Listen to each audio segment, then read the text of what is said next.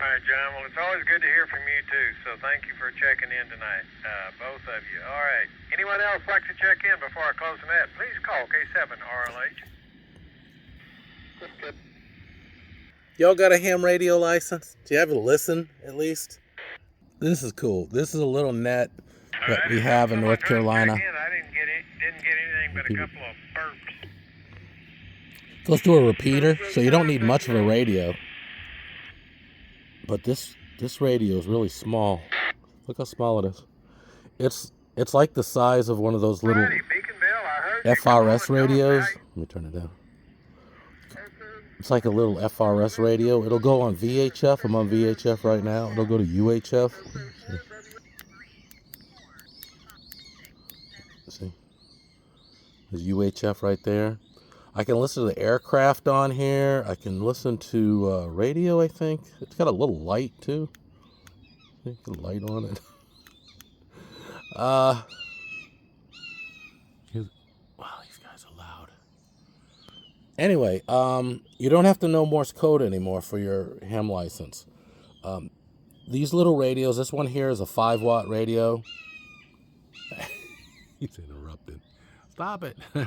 This is a little 5-watt radio. It hits a repeater. The repeater is in Auburn. I'm kind of east of Raleigh, so it's a good, I don't know, maybe 20-something miles, about 20 miles away. And the range of that repeater is really, really far. You could hit that thing. I mean, depends on your radio, but like with a walkie-talkie, you could hit that thing maybe 30. Yeah. I'm like, it depends. Inside the house, I'm a little spotty, but when I go outside, it's fine. So, you know, it's, you got pretty good range. So you can, some of the repeaters are linked together so that, you know, when you get on this repeater, people can come in through like the internet or maybe another repeater that's linked to it. So it's a really cool hobby. My wife also has her license. And yeah, you know, you all have seen it in my car. Probably don't quite see me operating it too much, but I do use it. The VHF, UHF stuff, I just go through repeaters. And then, you know, on the shortwave stuff, you know, where you talk to other countries and stuff, you know, you got the big antenna. See, there's the lower one there is a Mosley TA33. It's a 3-element tri-bander. It runs on, it'll do like 14 megahertz. 21 megahertz and 28 megahertz. And then you can see there's a little UHF beam there. I don't know if you can see it. And I got a 6-meter beam stuffed in there somewhere, that little dipole right there. And up top, I have a pair of Cushcraft 13B2s. And I like those. Those things are pretty cool, pretty directional.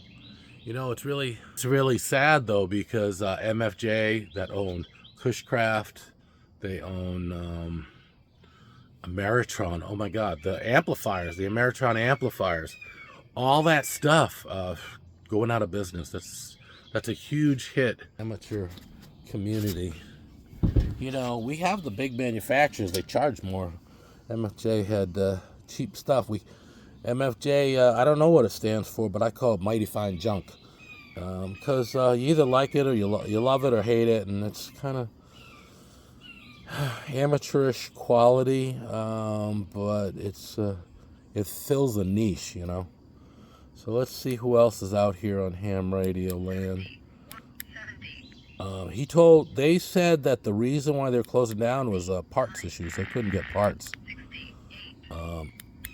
I gotta tell you something. What's cool about this, I should have filmed this with my GoPro. I'm using the phone. What's cool about this radio is it has Bluetooth on it. It's a little Bluetooth symbol.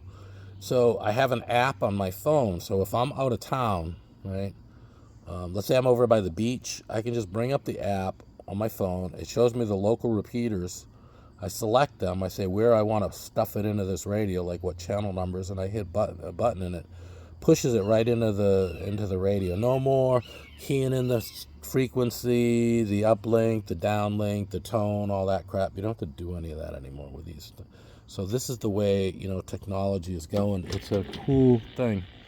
So I'm not supposed to, but like you could unlock this radio and use it either like on the ham bands, if you wanted to use it as a FRS or GMRS or MURS, ship to shore. Yeah, that's a cool feature right there, the ship to shore. If you wanted to listen as a scanner, like listen to the fire department, some of the fire department frequencies and stuff. I'm trying to think of what the button is to, there's a button here. I can get it to go.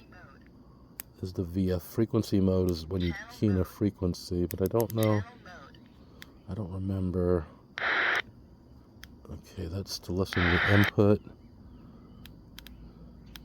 That's the tree. Oh, so yeah, so this radio also, so you've got two VFOs, two channels that you can listen to, kind of. It listens to both at the same time, but when something comes in on one of them, it mutes the other, okay? But this is the only radio I know that has two push-to-talks. So if I want to talk on the lower one, see that one, the 147.315, I'd hit this lower push-to-talk. If I want to go on this 442.850, I'd hit the upper push-to-talk. It's the only radio I know that does that. It has aircraft band and it has radio. And now I hear that it can... I think there's a software update for it, and I can like listen to CB radio with it. It'll go on to the low HF frequency. I mean, you're not going to hear much with that little antenna, but stuff that's not far away, you know. Anyway, so that's the deal with that. Anyway, as far as that whole thing about my wife and I both getting laid off, yeah. She went one place, 4 interviews. She had a face-to-face one. They were supposed to like get back to her in, 2 days. Nothing. And then when she checked, they said, oh, well, you need more time. So we don't know what the deal is with that. That kind of sucks too, because she was really excited about it. And now, and then some other company emailed her and said, hey, are you still interested? So, and she's really excited about that because she's like, oh, I like this company better. So I'm kind of glad that I didn't take the job at that first one. So I believe in that whole serendipity thing, But as far as my situation goes, I don't know. I applied. I'm waiting. They got all these issues that they're working on. I don't know what issues. I filled out the stuff. I said, I swear, I'm not lying. And I give them the documentation and everything, and all this crap comes up. This is the way it is in North Carolina. So I'm kind of like pissed off about that. But, what are you supposed to do? I hear that like when they do approve it, they like will give you back pay and everything.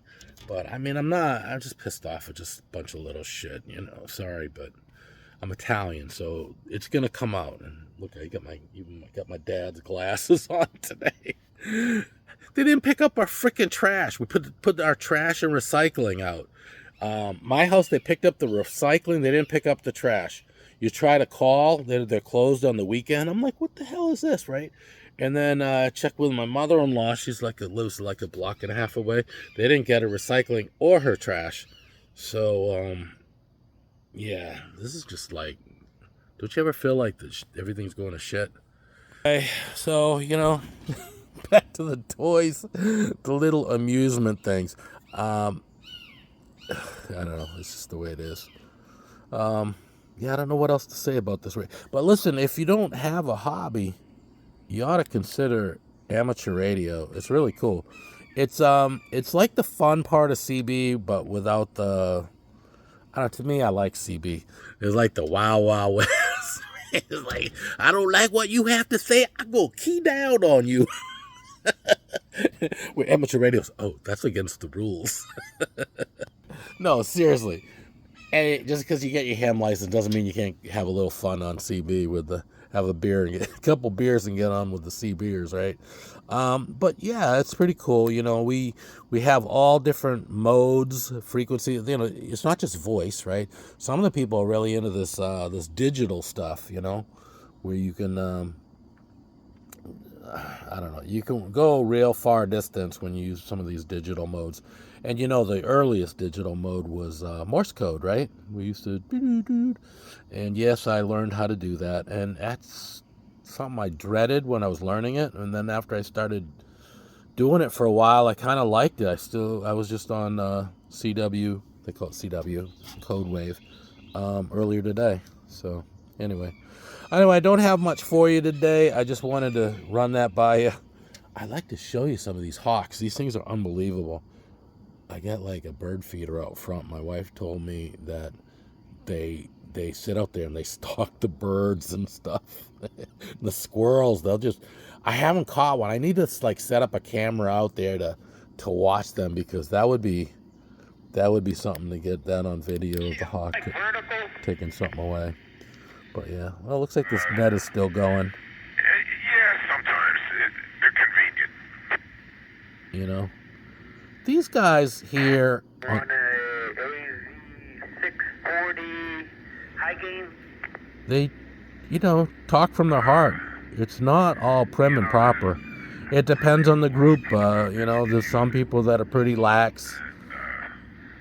They would probably use it much better than I would. And then there's others that are all formal, like the, real formal nets.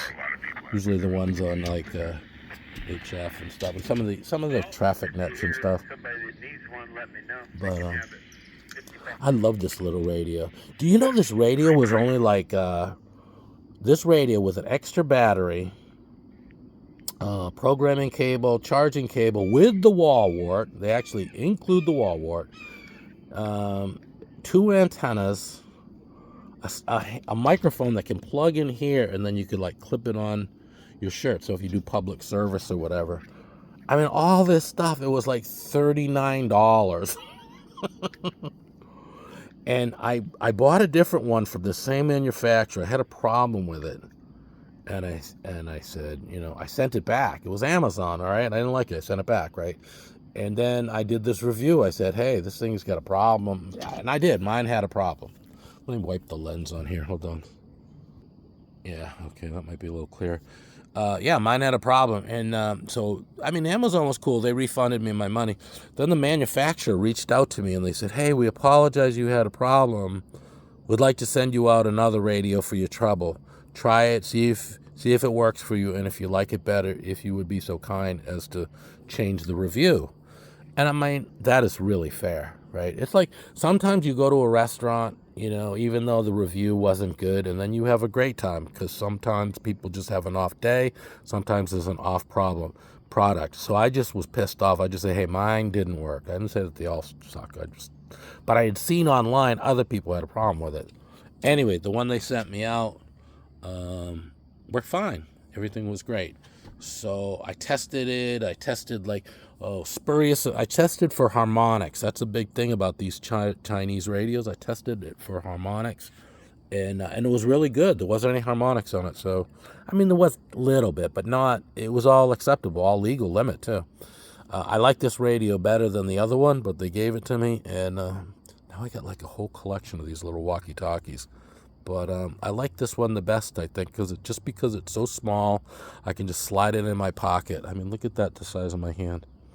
It don't look like a cop or anything. This thing can come in different colors, too. I think they got green and they got clear. A lot of people were getting the clear one because you look through it and you can see the electronics inside of it. But anyway, guys, catch you a little later. Thanks for watching. Bye.